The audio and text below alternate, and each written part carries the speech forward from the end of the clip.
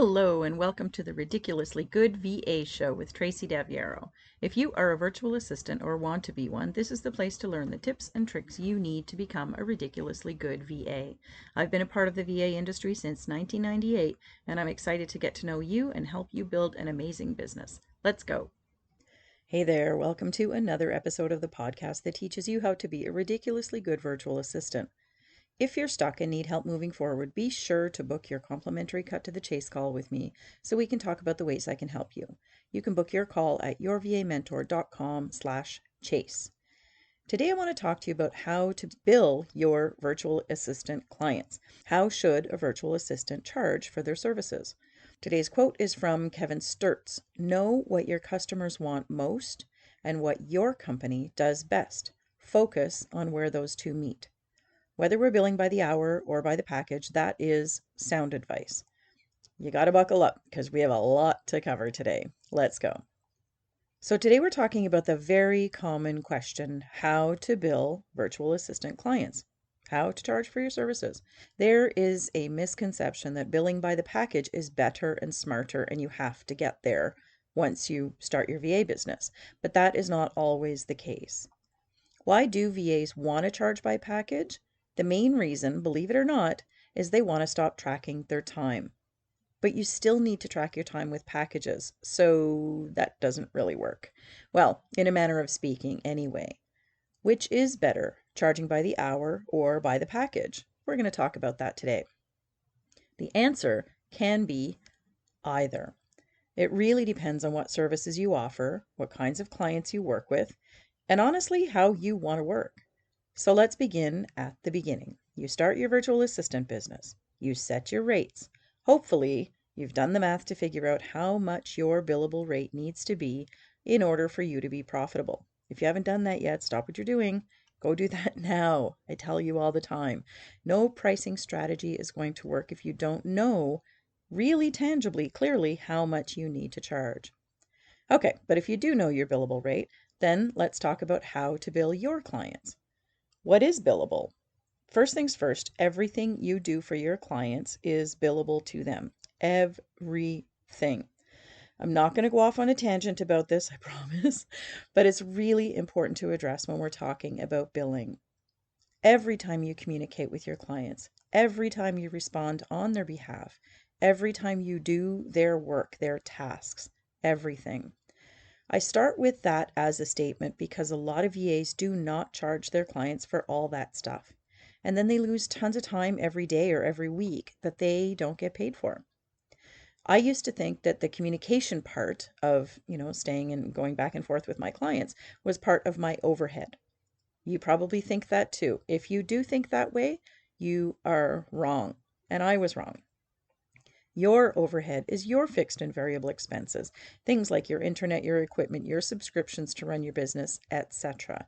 But it is not your client's stuff. When you do anything for a client, the client has to pay for that.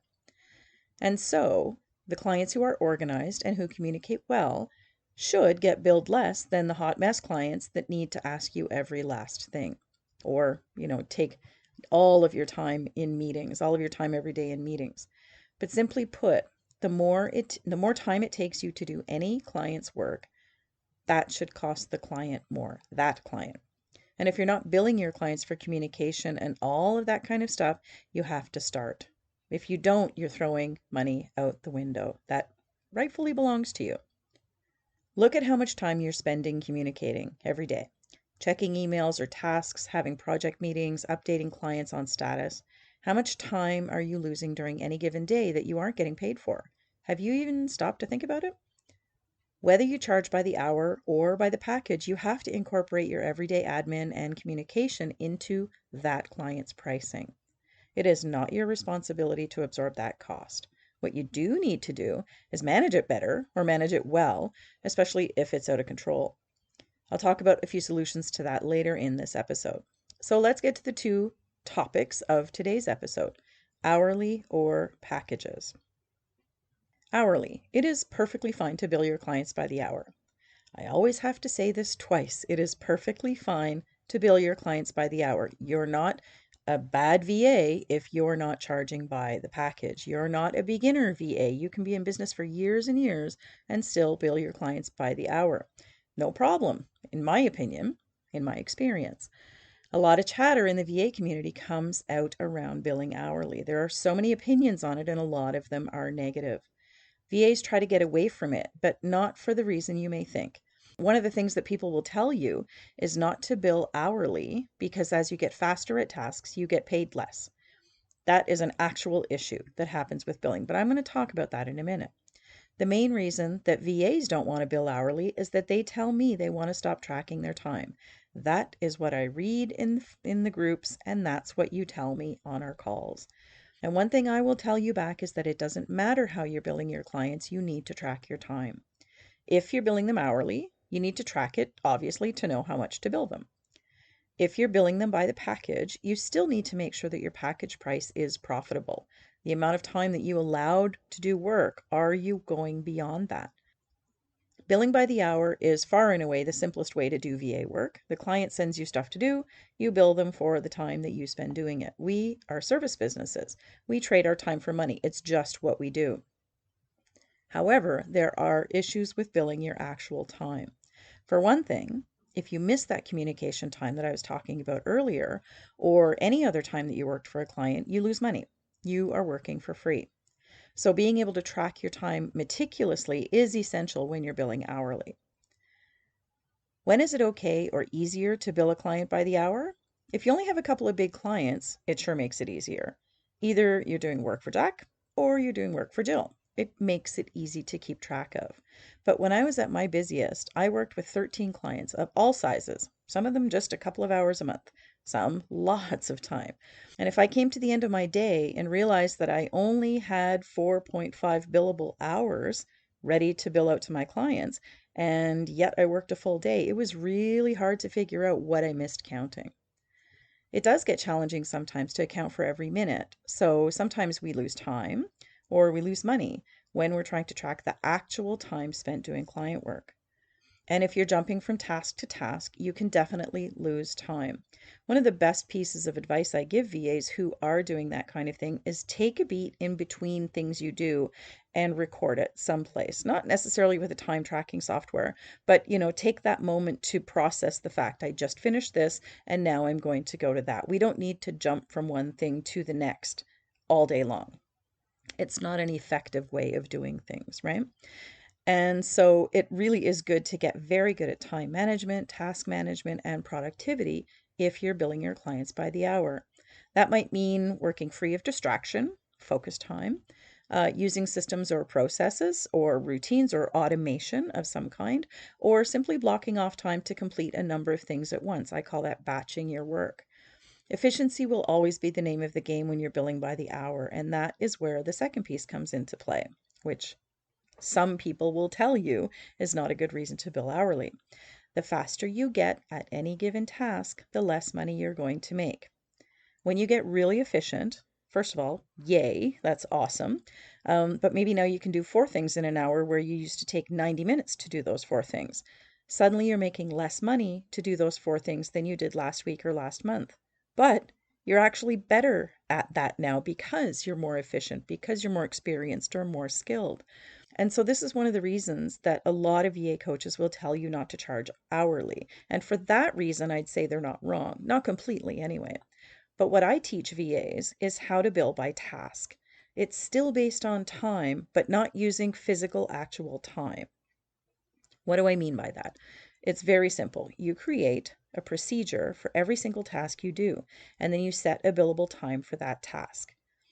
So for instance, if you're creating social media content for a client, it might take you 30 minutes. You set up templates and branding, and then maybe after that, it only takes you 20 minutes. You still have to write new content or captions, but the images are taking less time because you've put something in there that makes you more efficient doing it. Efficiency has made that hourly task worth less to you, even though you're doing it more effectively. And so my way sets a regular procedure for creating that social media and sets the reasonable time to do it.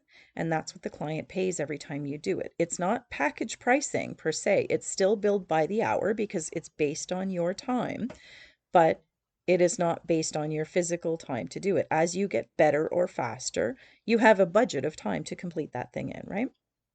And why is this acceptable? Because if anybody else were to step in and do that task for that client, it would take them that estimated time that you've put into your procedure document. And maybe once they've done it a few times, that's okay too. But it's the replacement value of that that we're taking into consideration for the procedure document. So the time to do that particular task takes 30 minutes, and that's what the client gets billed.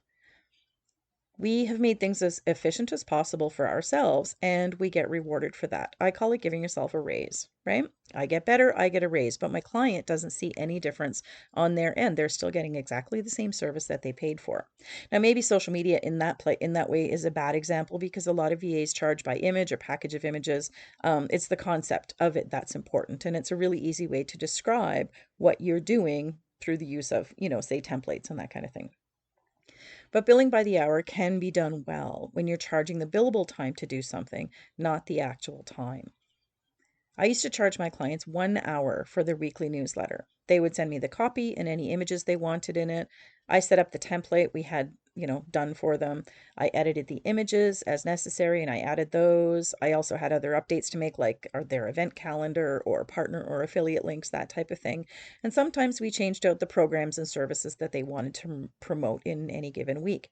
But following my procedure that I documented and detailed, you could take that task over and get it done in an hour. You could today. So that was my billable rate every time I did one. And I didn't charge the client an hour, I charged them my billable rate. So if the client, which was $50, my rate was $50 an hour at the time. So every time a new client needed a newsletter done, it was $50 to them. So if the client needed 4 newsletters in a month, they paid $200 in that month, 4 times my billable rate of $50 an hour, or $50 for that, task. If the client only needed 2, their newsletter rate was $100, and simple, it was covered. But I showed them that, detailed on their invoice every month. And I still needed to track my time to make sure that I was spending less than an hour on each newsletter. I don't know about you, but as you start to get really good at things, maybe you're not using that focus time to get it done anymore. Maybe you're doing a little here, a little there, a little there. And sometimes I found myself exceeding that 1 hour because, I do the images at one point and I'd sit down and do this another time where I'd try to, pick up email while I was going through doing the newsletter. So we still need to be really conscious of the fact that we're spending the amount of time that we've assigned to that particular thing. And that's why tracking our time is still really important. Or maybe if the client suddenly changed the template or format, or if we had some kind of tech issue or unusual edits, all of that time has to be accounted for. You don't work for free. In the beginning, of course, it's best for you to track your time until you know how long everything's going to take to do it. I know a lot of EAs say, well, I don't know how long it's going to take me. Well, you got to do it. Do the physical task and time it. I've timed many, many tasks over the years. But when you switch over to billable task time, still based on your actual work time or your work pace, that's the simplest way to shift how you're going to bill your clients. You can still tell your clients you're going to bill them for 20 hours a month, but you're also going to be able to tell them what tasks will be completed every month in those 20 hours. And it really helps with scope creep too. Billing by the hour can be super simple and easy. It also helps you with estimating your time that you'll use for future clients. Being able to do this billable task time is a really, really smart business move. Second is packages. Packages seem to make more sense because, well, we all hate tracking our time. It's tedious, and as I pointed out earlier, if we miss time, we do not get paid for work done. But packages, at least the way I teach it, are actually based on the billable task time that I was just talking about. When you create a package, you need to know how much to charge for it. You can't just pick a package price out of thin air. It has to be based on time and the math, right? And how does it work? We can say you can have XYZ tasks done and it will cost you this much. That's how you give a client an estimate, whether you're talking in hours or whether you're talking in tasks. And packages give the client peace of mind that their work will get done within their budget. No surprises, right? If somebody buys a $500 monthly package, they know that's all they're going to spend that month or every month. But they should also know what they're going to get done for that amount of money. And that kind of gets left off a lot of times. And that's why we feel like we can't do packages or why we're stuck with our hourly billing. But when you're thinking about setting up a package price, you still have to define that. You have to define your work scope, hourly or packages actually, but particularly in package. Another part of the reason that VAs get worked up about billing and packages is that the client starts asking them to do things that they don't know how to do or that they don't want to do. And so with any client, you have to define that scope of work and you have to hold on to that scope of work. I'll often hear people saying, I don't want to do this and this and this. I'm going to start offering packages. And packages does solve that easily, but it doesn't solve it for the current client that you're working with. What you have to do with that client is communicate what the scope of work is and how you're staying within what you previously agreed to do. Packages tell you, here's what you get this many times a month, and here's what it's going to cost you every single month. If they want anything else, you can point to the package and say, oh, that's not included, and then find a way to charge them for it. I always had what I called an a la carte service menu. I came from hospitality, so that's what we called it. And it was billable task times that were indicated naturally on that. And if they wanted to add on extra stuff in this month or every month, we use that billable task price to add it to their retainer or add it to their monthly bill or just add it, on a month that they had needed something extra. We never have to do everything a client asks us to do. It doesn't matter if they buy our time hourly or by package. We agree to the scope of work before we ever start working together, but it's up to you to hold on to that because clients inevitably, whether they do it on purpose or not, they will continue to ask you to do things, to do things, to do things. And if you decide that that's not what you want to do, you have to be able to articulate that to them. But we're talking about billing, and billing is super easy when you can define it. You define your scope of work, you can define the billing very, very easily.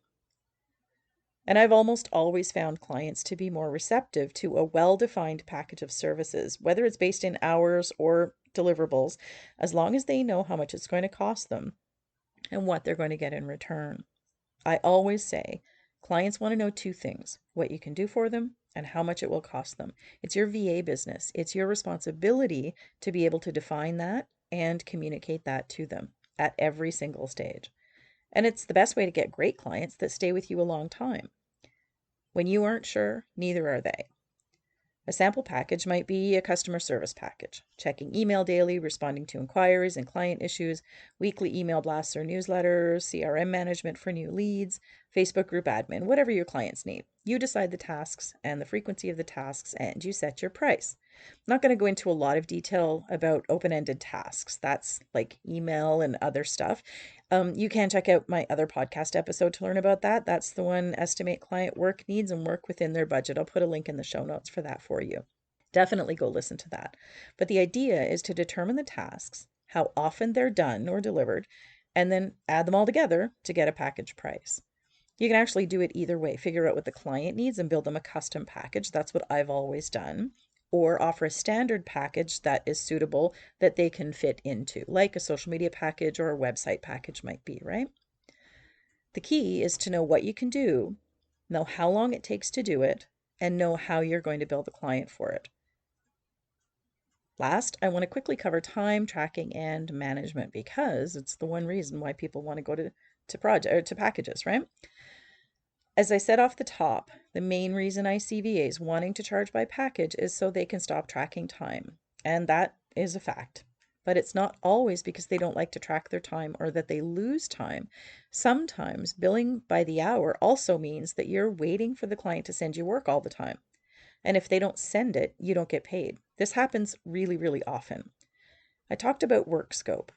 It's essential for you to know what the client needs help with so you can help them in the best way possible. If you just say yes to a client who says they want to work with you and you say you can help them with anything they need, that's when time management and time tracking become really challenging.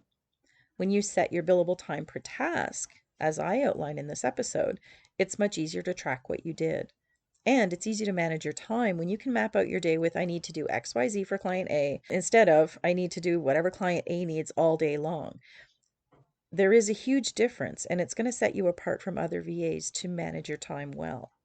And time tracking, of course, is about making sure that you're spending the right amount of time doing that client's work based on the budget you're working with. Whether it's 20 hours or a $500 package, tracking your time and making sure that you're keeping within their budget is really important. Nobody likes to be told, I've used up most of your hours and it's only week 2 of the month, right? Keeping a client's work scope in mind is so important no matter which way you bill them. So you have to define it and stick to it. Whichever way you bill your clients is totally up to you. Both ways totally work as long as you're taking everything I talked about today into account and not shortchanging yourself. Remember, everything you do, the client pays for. All the time you spend doing their work is billable. And you need to create that work scope. Assign procedures and time estimates to what you're doing so you can make sure that you're managing your time well. And then you set the price and you work within that price. How do we decide what to do within our scope of work? For that, I'm going to circle back to today's quote. Know what your customers want most and what your company does best. Focus on where those two meet. Talk to your clients about what they need done. That's what your discovery call is for. Talk about their budget. What can you help them with? How long is it going to take you to do? That's your scope of work. When you're working with their budget, what they want most is essential.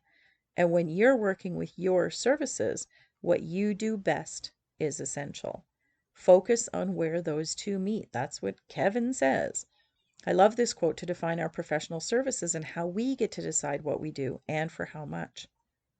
A client's budget is important to them, and it may be a non-negotiable, but that doesn't mean that we try to cram everything they want into that budget. We do what we can based on our billable task rates, and if they want more stuff done, they need to pay more. That's why the billable task rates and procedures are so critical to do. Make sense? I think it makes sense. I'm going to leave it off here for this week. If you need help creating your billable rates, get in touch with me. I am here to help. It's the only reason I'm here at all, as you know, to help you to become a ridiculously good VA. I've helped hundreds of VAs who are stuck get moving, and I would love to do the same thing for you. We can work together privately, through group coaching, or private and self-study trainings. That's all I've got for you this week. Thank you so much for tuning in. I'll see you next time. Thank you so much for tuning in to this episode of the Ridiculously Good VA Show. Don't forget to subscribe so you don't miss a thing. For more great resources for your VA business, visit my website at yourvamentor.com. I'll see you back here next time.